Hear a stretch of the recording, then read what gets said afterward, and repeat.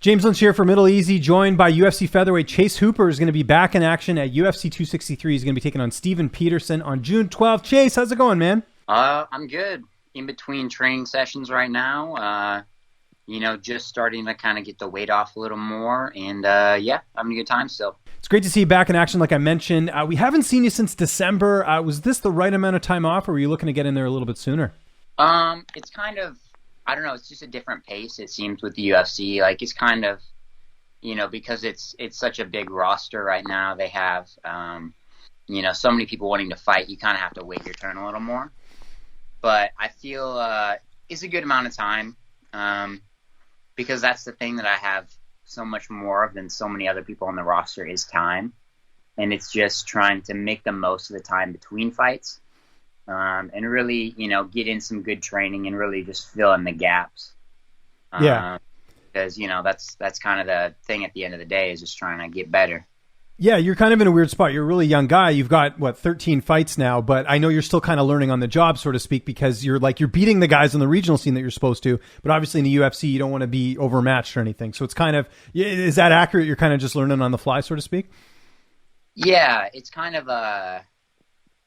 people will be like, oh, you got to UFC too early, but it's just taking the opportunities that you're given. And, I won all the fights I was supposed to, kind of up until that point. And, you can't really, it's not an opportunity that you can turn down. It is kind of learning on the fly, but that's kind of, just for the fact that the fights don't get any easier, You win a fight dominantly, then you're rewarded with an even tougher fight. And, just kind of the way it goes. Let's talk about your last fight, submission victory over Peter Barrett. How satisfying was that win, just with the fact you overcame a little bit of adversity in that one and came back and got the finish? Yeah, it's just kind of we got lulled into a certain pace, and that's kind of the thing. You don't see a lot of third round submissions, at least. Knockouts can always come, but towards the end of the fight, the guys were all, sweaty and that too. But it's just kind of the pace people fall into, where it's not as grappling heavy. But yeah, it was obviously nice to get both of my checks and, still have a job. Because, that just kind of shows you how, I don't know, I guess cutthroat the sport is, but that's, it's not like, the ultimate team building championships, where we're beating the crap out of each other in a cage, and you get money based on how brutally it's done. So it's kind of, it's just kind of recognizing that, and then it's not necessarily how I wanted to win. I'm glad it was an exciting fight and that I got a finish. And then I'm still in the UFC, obviously. But I would have liked it to be a little more one-sided. Absolutely, yeah. You don't want to have a hard night in the office. You want a relatively easy one, right? So at least you took that from that fight, and I'm sure you can bring it into this matchup as well in terms of some things you could work on. You got a good opponent here, though. Stephen Peterson, 18-9 record. This guy will bring it to you. He's a fight of the night type of guy. What do you know about him? How do you feel like you match up against him here? Yeah, he's finally I get a guy that's a little shorter than me. It's the past couple have been guys with similar reach, so my distance management hasn't really come into play. So it's going to be kind of seeing how well I'm able to handle his pressure. I like the fights where the guys bring the fights to me as well. Obviously like the last two where they tend to point fight a little more seems to have, with my style, not been as straightforward.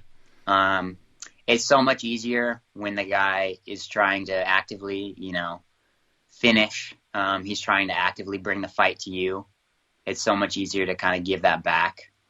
But yeah, it's a good matchup. A little shorter. He's pretty well-rounded, but I wouldn't say he's like a specialist really anywhere. But, he's had a ton of fights. He's a more veteran dude. And it's really going to be a test of my fight IQ to see if I can kind of switch it up on him when I need to and deal with that pressure, and also, get my own counters in and not kind of, let him lead the dance the whole time. Yeah, I know exactly what you mean. Yeah, that makes sense. You were talking a bit there. I know you've done some cross training since your last fight. Where have you trained, and what is camp looking like now going into this fight? Yeah, so I think I had maybe 2 weeks at home after the last fight. Got through the holidays, and then most of January I spent in South Carolina training with Wonderboy and his team at Upstate Karate, and I feel like that was a huge asset, for me to be able to make that kind of connection. They're super cool training partners, and I feel like they were able to kind of help me with some of the more, I'd say, like, fundamental issues with my striking. It just kind of, like, some bad habits that, make a huge difference, and, were really affecting my ability to,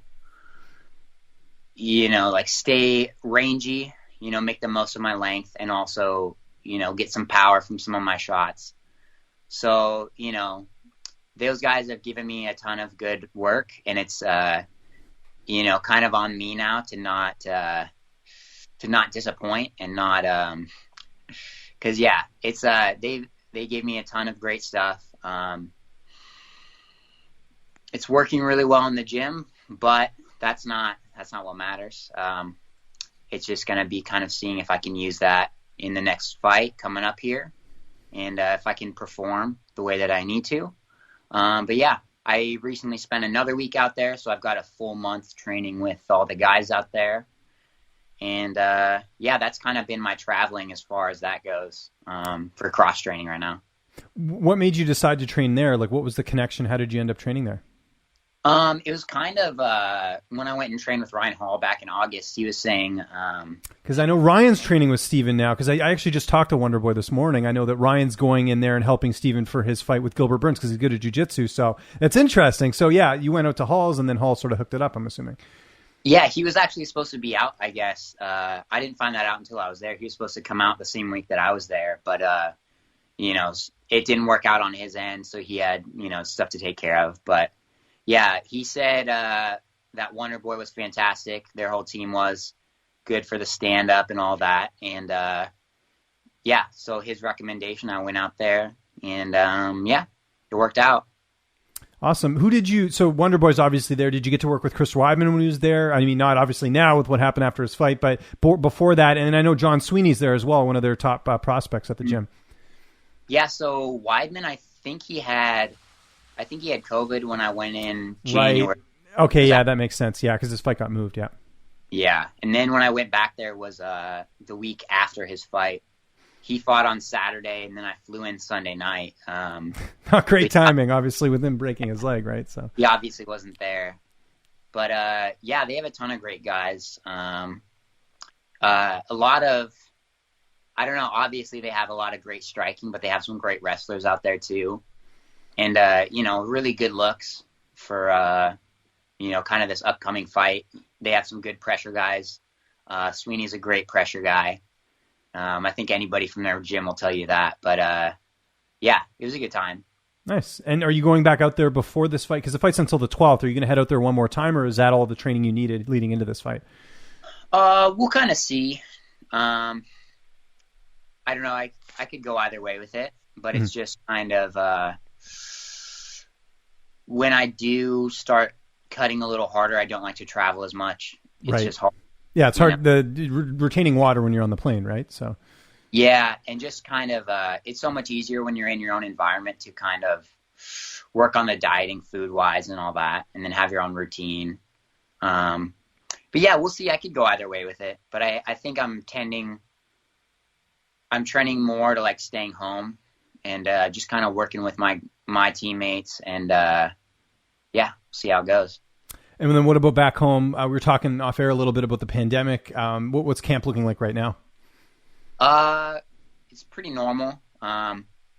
Honestly, the first fight kind of during the Corona stuff was a little awkward because, the gym was closed down for a little bit. So I was like working out in my living room, that type of thing, trying to cut weight when your gym schedule's reduced, by like 90%. That was difficult, but now we've kind of got the swing of things figured out. Honestly, it's still a little lower than I had been doing before, training camp wise, but it's more quality training rather than quantity. Mm-hmm. I felt in the past that I was kind of, overworking my body for, especially when I do cut a ton of weight, because I, believe it or not, I never made 145 before my contender fight. So, it's just kind of getting used to the pace of having to cut that much weight and trying to do that safely and figuring out a good training routine. But yeah, we've been getting in a lot of good quality training, a lot of good guys in. Yeah, it's just kind of weird here. They're trying to go back phases, that they have phases and all that, versus South Carolina where it's, a little bit more, open. Yeah. It's do whatever type of thing. But, yeah, we're in a small town, so, everybody knows us type of thing. Nobody's too crazy about it. But yeah, it's been working out. How much weight do you cut? Like, is it a lot of weight? Like right now, how are you feeling? Are you on pace sort of to make 45 right now, or do you have to do a lot of cutting? I try to cut probably half of my weight, try to diet down, and then half in water. Okay. But it's definitely more than 20, 25 pounds. But yeah, I don't know. I've always been able to, kind of just have the discipline to do that for myself.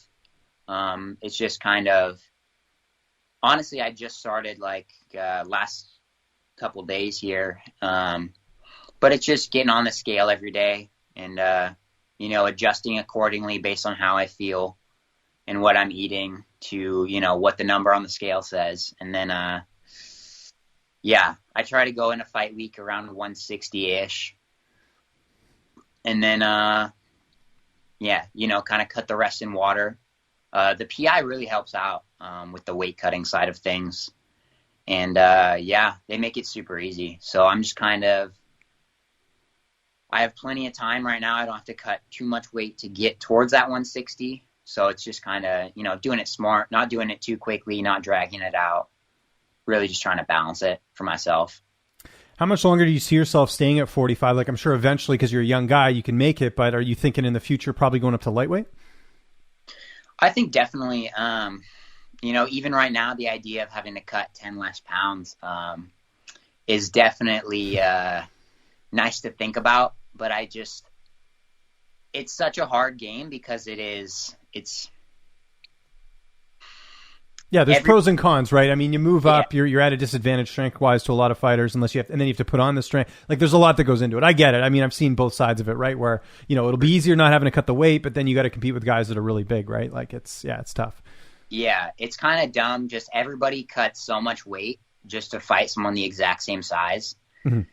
Like, I'm sure in the beginning of the UFC days when people were, the wrestlers were coming in, cutting a ton of weight, it did make sense. You're like, oh, you're coming in 20 pounds bigger. But now you're cutting all that, coming in, 15, 20 pounds bigger on the day of the fight, and then you're fighting a guy who's the same exact size, but, it's just kind of the nature of the game. And, I'm trying to figure out the deal with the weight classes. I don't want to go until I have a bad cut to 45. Yeah. Have a poor performance, get beat up, take damage I don't need to, or, have some huge medical thing happen. But it's, also trying to not move up too early. So it's that balance there for sure. Now, we talked about cross-training. Who's going to be in your corner for this fight? Is that changing at all, or is it the same corner? No, same corners for all my fights.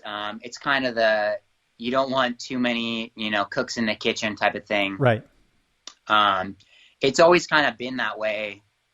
My last fight was actually my first one without my head coach in my corner. He actually got COVID. So he was out. But it just kind of shows you that, it can only change so much. But I still like having his voice in the corner. Some of my other teammates will be there. They'll kind of, if they think they see some stuff, they'll feed it to him. he'll determine kind of what's valuable advice to throw out. But yeah, it's just kind of having that one voice. Okay. That way you don't have to, especially with the crowd, we'll kind of see how that works out. But yeah, not having too many different things thrown at you while you're, getting punched in the face or tired or, not there all the way mentally. So it's kind of we'll see. We'll see how it goes. How's this fight playing out on June 12th? I think he's going to come out hard. Hopefully that makes it easier for me. I think, he likes to go for the finish, which also works out really well for me. Those type of guys leave themselves really opened up. Hopefully I'm able to, use my striking a little more. Hopefully I'm able to wrestle a little more. If I can grapple, if he runs out, gets guillotined in 20 seconds, that'd be perfect. But it doesn't always turn out that way. My cardio is always good. I think it's just I just can't let him control the pace and control the fight for too long. And as long as I'm able to do that, I think I'll be able to take it. Whether it's submission, maybe a knockout, if he falls into something. I'm not holding up my hopes too high, but it would always be nice.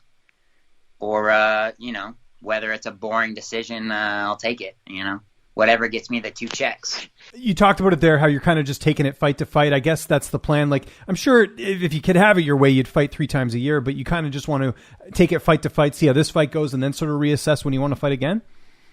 Yeah, definitely. It's, I don't like to plan beyond the fight too much. Because every fight is such its own experience. Whatever injuries you get in camp, whatever rounds you get, whatever different camps you train at, it's just such a different experience each time, and I just kind of try to take it for what it is. And I don't really start thinking about the next fight until I'm all healed up and then back in the gym. But 3 fights a year is kind of optimal. I feel like it's really going to be based on how well I perform this fight. If I'm a little more well-rounded than I have been, then I'll be more open to taking, more fights. But if I do need more work, I think it's on me to recognize that and to try and, put the time in to really fix what I need to and, get ready for the next guy. Got to ask, obviously, your buddy Ben Askren, fortunately, did not go his way against Jake Paul. What was your reaction to that whole thing? I don't know if you and Ben still keep in touch or not. Yeah, I'll text Ben every now and again. It's kind of one of those things where it's watching someone that personally, at least a little bit, and seeing something like that happen to him. It just it's a little rough to watch. Especially because, he's such a cool dude. He's such a great person. But yeah, I think I don't know. I think it was just such an upside for him that he didn't care either way.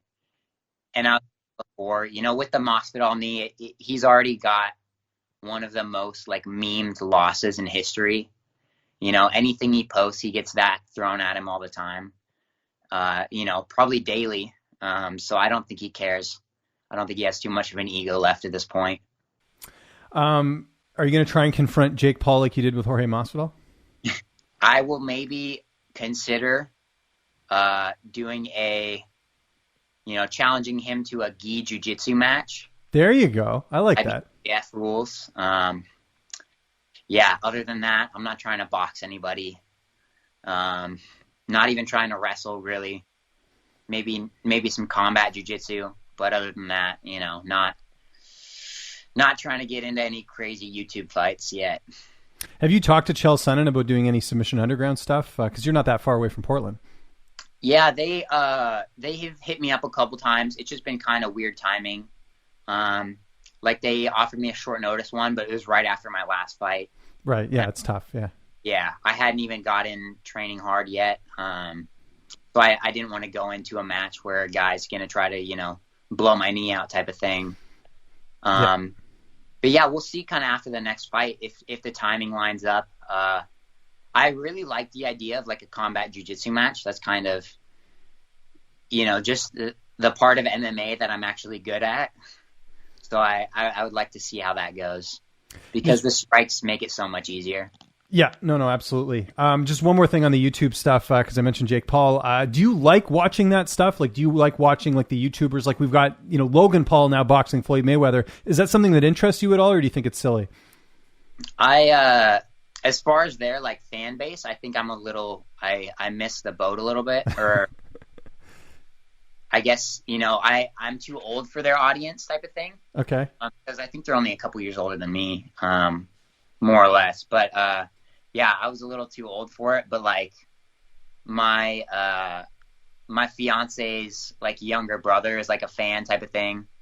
So I get to see kind of his perspective on it. But I don't really have any interest in it. It's kind of interesting though to see how they're taking like the YouTube, like the clickbait stuff, or, just calling people out and not doing anything about it. How it's, kind of baiting a lot of these older UFC guys who don't really understand the internet culture. Mm-hmm. But yeah, I think I'm in a spot where I'm too old to be a fan, but, still young enough where I can understand what they're doing and not get irrationally angry about it like a lot of these other guys are doing. Speaking of fans, I saw that DM you posted today I think it was today on Twitter that you got from some girl. Do you get DMs like that a lot? That was a dude. Oh, it was a dude. Okay, I wasn't sure because you didn't have the name on there, so I wasn't sure. I just figured it was a girl, but yeah. No, I get a lot of weird DMs. Not as many weird ones as I'd like, but it's trying to pick out the ones that are genuine versus the ones that are like, people are going over the top for, to hope that you like think it's funny. But yeah, I get a lot of like really positive DMs and a lot of like funny ones. So I'm pretty thankful for that. I don't have to deal with what Ben has of people just, calling him human garbage and stuff all the time. Like that's weird. Those people are weird though. Anyways, come on. I mean, it's like, the guy lost. It's like, what more do you want? Like, it's crazy. So I don't get that. Speaking of weird, got to ask you, this Diego Sanchez thing, I'm sure you've been paying attention with him getting let go from the UFC and his coach and the training video. What's been sort of your takeaway from this whole thing? Because the whole thing's odd. Yeah, it's kind of like some of the BJ Penn stuff or like Chuck Liddell. I don't know. It's more when he speaks. He hasn't done anything too crazy, but it's just seeing some of these older fighters that are just going off the deep end, and it's just kind of rough to watch. It is funny, but then again, like, I get Diego's always been kind of a weird guy, but it's kind of getting towards the BJ Penn levels of where he's, getting in trouble with the law. He's getting knocked out at bars and stuff. Like, it's kind of sad to watch, but, yeah, hopefully, somebody's able to get through to him and he doesn't end up doing like bare knuckle or something and making what's already kind of an issue worse. Yeah. But yeah, we'll see how that. And I imagine you've never done any training where you're hanging upside down and your coach is hitting your face. I don't know if you saw that video. Yeah, my immediate reaction was that he was kicking him way too hard for anything like that. I'm not going to let my buddies just kick me in the face for fun. I swear there was like somebody like an old school dude that was trying to, a long time ago, talking about how he would have his buddies like punch him as hard as they could in the jaw and like trying to train his jaw type of thing. But yeah, the science is kind of coming out that that's not the right way to do it, and it's not beneficial for you at all. So yeah, I'm not in on that type of training yet. Last question before we go on, and we've gone way over time here. You kind of referenced it there. You got engaged, man. How did that go? Tell me how the proposal went. Were you more nervous for that than some of your fights? How did it go? No, it was kind of a long time coming type of thing. She's been living with me pretty much since like a little after my contender fight, and we've been dating since before I was on Contender or anything, like before my first pro fight. But yeah, we've been together for a while, and it was the right time. It was after the fight, so I had enough money to, spend on an engagement ring and not feel too worried about that. But yeah, it was kind of awkward, but I'm just an awkward dude. Yeah, she probably liked it, if anything, because that's your personality, right? Is a little awkward, right? Yeah, I think she understands that by now. Now, the wedding, how's that going to get planned? Because we're we're still in the pandemic, so is that sort of on hold until things open up? Like, when are you guys looking to get married? We're looking at August, doing something a little on the smaller end. Her family knows some people that have a venue, so that nothing will get canceled. Really, we'll just kind of keep it small and figure it out. And yeah. Something near the water, I would imagine. You're a Pacific Northwest guy, I'm assuming, or something like, with nice wood background or something. Yeah, probably more because we're close to the mountains, so more close to home, and then figure out the honeymoon stuff. Try to go to somewhere a little nicer and a little warmer. But yeah, it's gonna be good. Just kind of got to get through this. Get paid, have enough money to kind of take care of all the stuff that I need to, and enjoy it after that. But right now it's getting more down to the wire, so it's more work mode, and then after it's more chill. Absolutely. And you're fighting on the same card as Nate Diaz now. That's kind of cool, right? Yeah, there's a lot of great fighters that I've wanted to watch for a long time in person. Diaz brothers are on here. Nate. And then Damian Maia's on here fighting Muhammad. And Israel, main event, right? Yeah. So yeah, a lot of great fighters and a lot of, super veteran guys that I've wanted to, kind of meet or kind of see in person and watch them do what they do. And hopefully it works out. Chase, thanks so much for the time, man. Really appreciate it. It's UFC 263 coming up here June 12th. Anyone you want to thank, any sponsors, any social media you want to plug? I'll give you the last word.